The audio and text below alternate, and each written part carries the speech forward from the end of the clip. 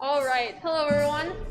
This is our 3:30 show. We do these every day at 3:30, and every day it's something different. Aside from today, these are kind of repetitive. We feed our snakes here once every 2 weeks, so we like to make a little show out of it because it's kind of cool. So I'm here with Rusty right now, our red-tailed boa. Common questions that we get. How often do we feed them? Again, once every 2 weeks. We also have these newspapers down, a lot of people notice. That's because these rats and mice that I'm going to feed them, they've been soaked in water all day to thaw them out because we buy them frozen. So they're still a little bit wet, and which means they stick to the bedding that they have down here. We don't want the snakes eating the bedding as they're eating their prey. So, and then again, like I said, this is a bowl of dead rats and mice, so if you're squeamish, I suggest, this is your warning. So, today, Rusty is going to be getting a rat. So, like I said, we thaw these in water all day. I take them out in the morning, put them in some warm water, and change out that water throughout the day.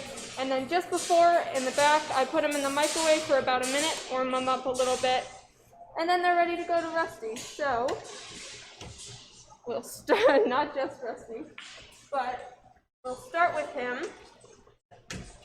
And so he's going to be getting a rat today, our second largest rat. Rusty's one of our more vigorous eaters.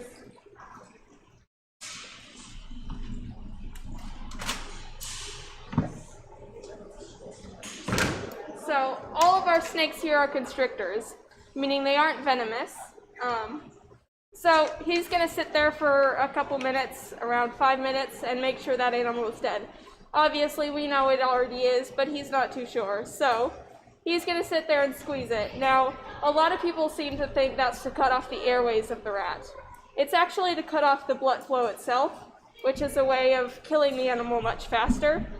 So he'll sit there for a little bit until he's sure it's dead, and then he'll work his way around to the head of the rat and start eating it whole from there. And then while he's working on that, we'll move over to Sally, our Hognose.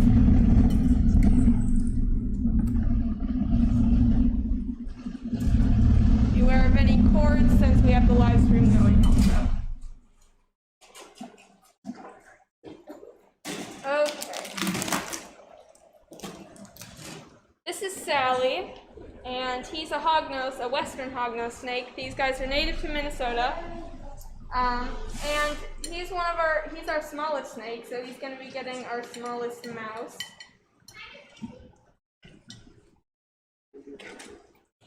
Now, he's one that's a little bit slower with his food. I'll try and show it to you as best I can.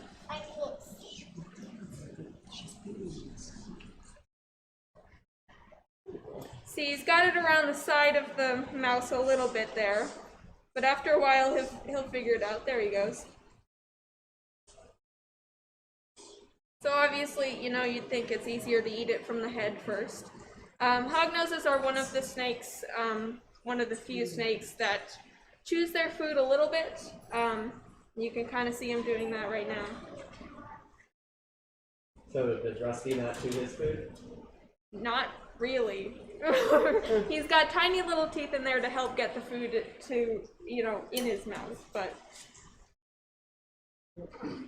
And then we'll move on to Sophie.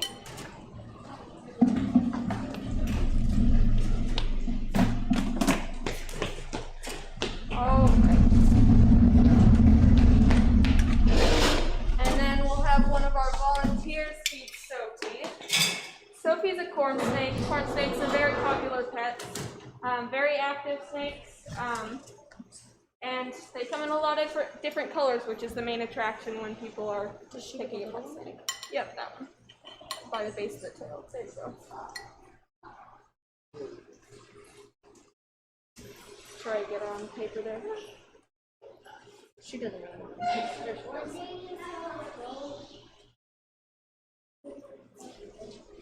So Sophie's what's called an amelanistic corn snake. Tap on the nose.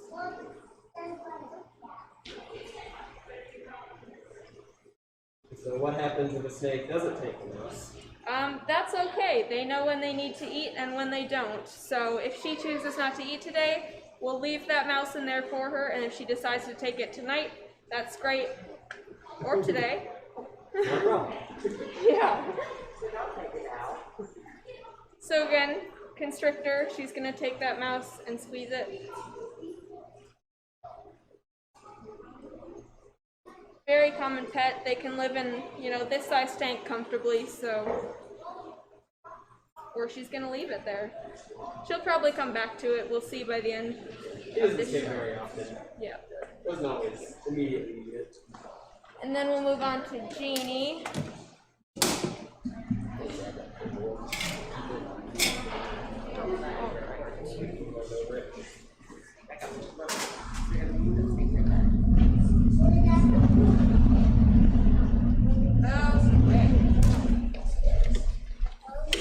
Jeannie is our ball python. Jeannie is our oldest snake here.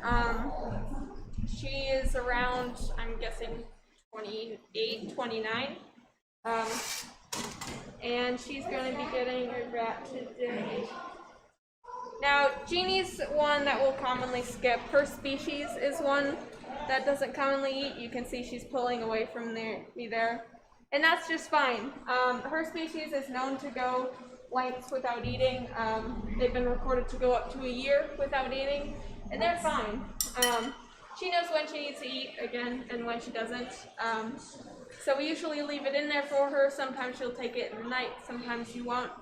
Either way, it's her decision. We'll leave it there for her. I think she did eat last week, so. Okay. And then we'll move on to Artemis.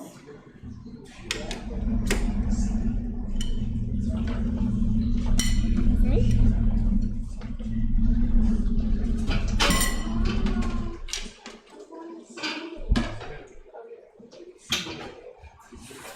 Artemis is our largest snake. She's also a red-tailed boa.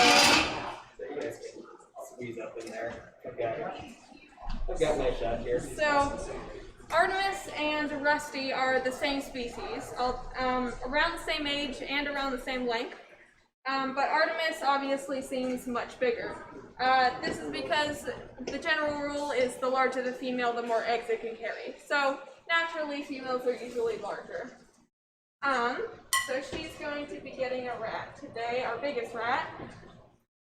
And she's only struck at a rat for me once, so, oh, there she goes.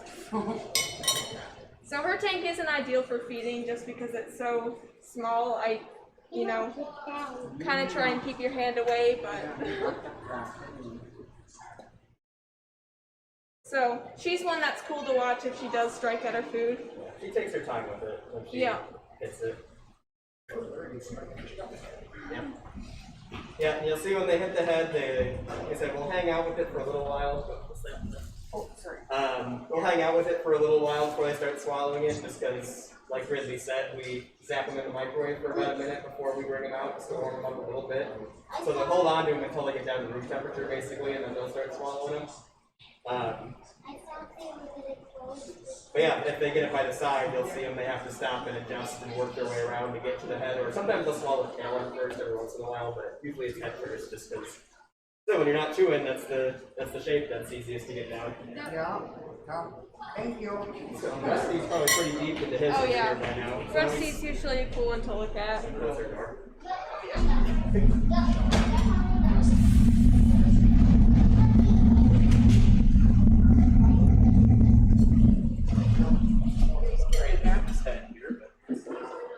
Yeah, so he got it oriented pretty quick.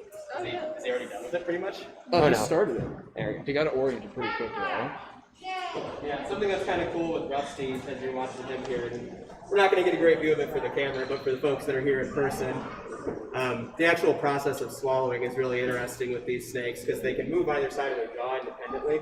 So the way they kind of force the food down is, one side of the jaw moves and then the other side moves, and they kind of, it's almost like an army crawling it down. Yeah. The other thing you'll see every once in a while that's really nifty is you might see a little kind of tube poke out of their mouth. And snakes have a very specialized trachea, a very specialized windpipe that they can actually bring up into their mouth. And so you'll see their windpipe pop out basically to take a breath while they have a full mouth. Wow. Huh. And it is a very athletic process to eat. Yeah, and none of these snakes are going to come out for the rest of the day. Once they've been offered food, they tend to be a little bit more aggressive for the next little while, even if they don't eat. For the ones that do eat, getting handled too soon or too vigorously after eating can make them vomit, which is stressful for a snake. Their stomach makes up about a third of their body length, so vomiting is very much a full body process for them in a way that's not necessarily for us. Right. So we, the smaller ones, we usually give 24 hours, so we don't open till 1 tomorrow. So I'll usually say the little ones can come out like that open, so it's just shy of 24 hours. The bigger ones, like Rusty and Artemis, will usually give an extra day too. Wow. So usually 2 days for Rusty after feeding. He doesn't come out. How often do you feed them? Every other week. So every other Saturday is snake feeding day. And that's a pretty typical schedule, especially for the amount you feed them, or is recommended to feed them kind of changes over the course of the life cycle. You feed them more when they're younger, and you feed them less and less and less as they go older, basically. We stay on an every 2 week schedule for the sake of basically our smaller snakes, like the horn snake, basically sets the pace for how often we feed. A lot of people with adult boas will only feed once a month. A lot of people with things like ball pythons will only feed it once every few months. I worked at the Great Lakes Aquarium before I was here. They did ball python, but they only offered so once every 3 months. And so, like I said, when she, particularly the ball python, skips meals, we don't stress about it at all. We're expecting her to skip 2/3, 3/4 of meals. Perfectly normal for them. And the way they can do that is basically by having a really low-functioning brain. You was asking about before. So having a very low-functioning brain goes a long ways as far as conserving energy. Being cold-blooded goes a long ways as far as conserving energy.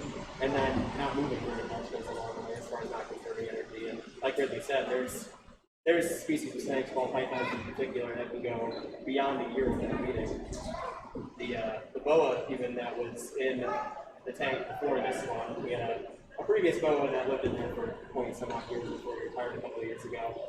That snake at one point, shortly after I started, went down around a 7-month fast. And boas are known for being pretty voracious eaters of those snakes. Like, he hasn't skipped a feeding the entire time we've had it. We've had it for 2 years at this point, and he has not skipped a single feeding as far as I can remember. But yeah, the one that was in there before him, again, older snake. That snake is still alive. He's 31 now. He lives in Park Rapids. But yeah, like I said, at a certain point when he was 28 or 29, whenever that was, he I was just like, yeah, I'm not going to eat for, said about 7 straight months. And then he just started eating again and was back to normal. Oh, Popped right back on his normal schedule. So. that's awesome. Thank you guys. But anyway, what are the hours of the Science Center, Ridley?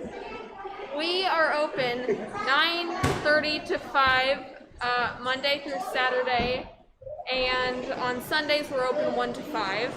So if you want to come in, again, every other Saturday we'll be doing these feedings at 3:30. Otherwise, if you want to come in at 3:30, we'll have a different show on a different day. Tomorrow is Spencer. I don't know what he's doing, but it's Spencer's show. Tomorrow will be Spencer. And that's about it. Again, we do these every day at 3:30.